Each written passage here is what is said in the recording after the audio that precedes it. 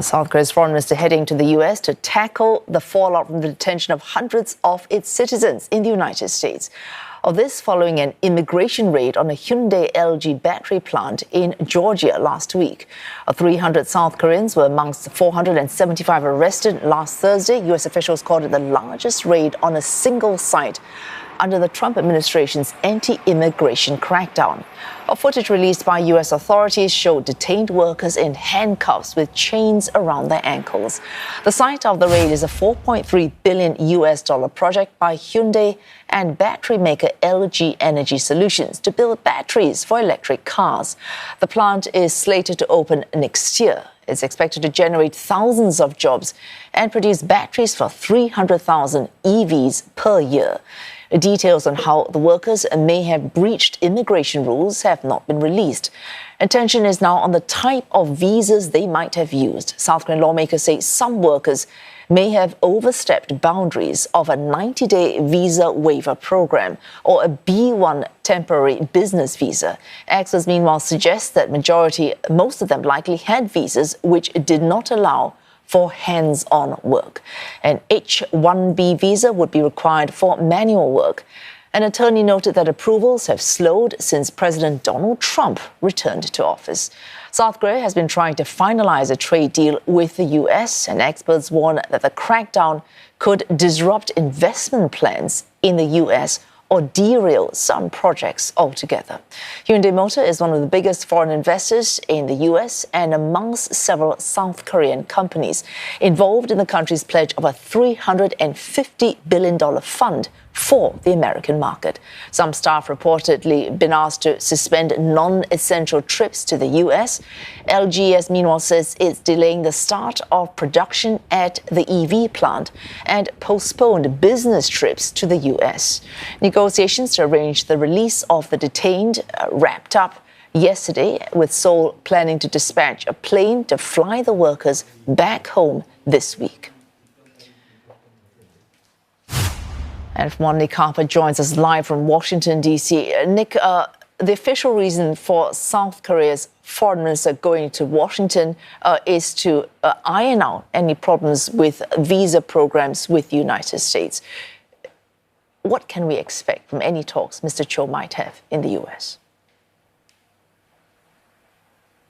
Always, Sue, the workers and the foreign minister heading in different directions. At some point this week, the workers heading back to South Korea, but the foreign minister heading here to Washington to meet with the US Secretary of State, Marco Rubio, and really here to try and work out next steps for those workers. We are hearing something of a list of demands that South Korea has put together that they want to discuss in their meetings. In particular, they want to look at the ability of getting these workers back into the United States on a temporary basis after they return to South Korea. But on top of that, they really want the visa process to be streamlined, because they say that there are many workers here in the US, South Koreans, helping with projects, and therefore a better visa system is needed to allow that to happen. As you mentioned, there is this question mark as to really what those workers did to fall foul to the immigration laws. Was it a case of overstepping the boundaries of their visas? Those visas, in theory, could have been just 90-day visas that allow them to have business meetings but not actually get involved in physical production of facilities.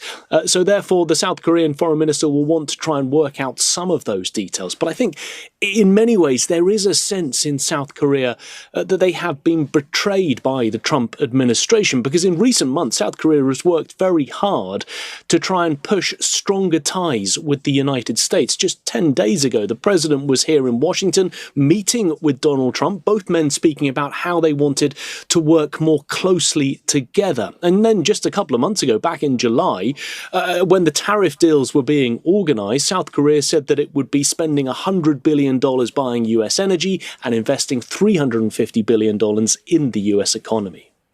Oh, Nick, even if there are any improvements to the visa system, that will take some time to show any positive effect. Meanwhile, as you say, a business sentiment, investor sentiment might be affected by this sense of betrayal that South Koreans might feel, not just at the fact that this happened, but the footage that was released of people being chains around their ankles as well.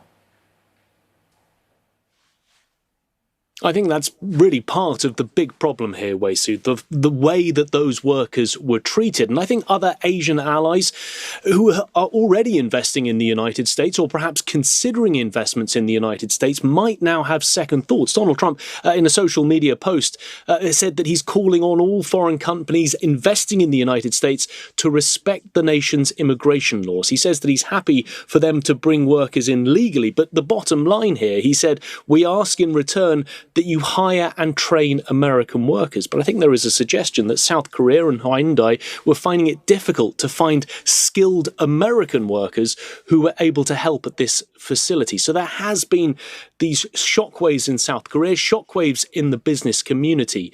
These workers were setting up a facility. It's due to begin production in October. There's a question mark about whether that will be possible, but also this could have a detrimental effect on the US state of Georgia, where this plant is. How will it affect the business community there? Because this is the largest single investment currently in place in that state.